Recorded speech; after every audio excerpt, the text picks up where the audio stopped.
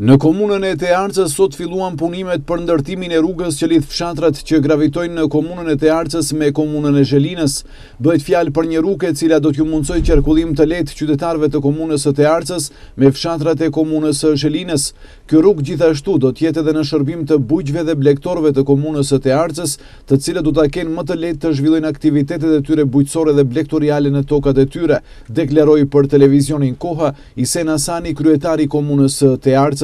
Pikrisht në këtë drejtim neve vazhdojmë në bazë të plan programit për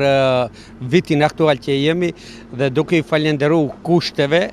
klimatike që ne mundson, neve të vazhdojmë në realizimin e punëve të mëtoqeshme. Sot konkretisht fillojmë në fazën e parë të trasimit të rrugës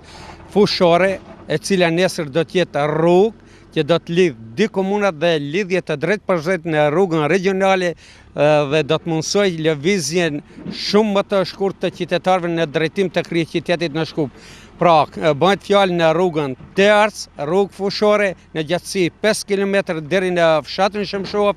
dhe të paraparë që kjo rrugë të jetë rrugë me standarde në gjatësi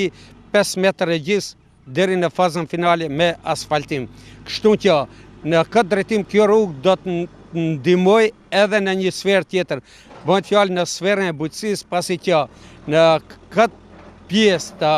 vendbanimit Tearc, Slatin dhe deri në Shemshov, ku shtrihet toka më pjellore, do të krijoj kushte, do të mundsoj që edhe fermerët që më intensivisht të merren me sferën e bujqësisë.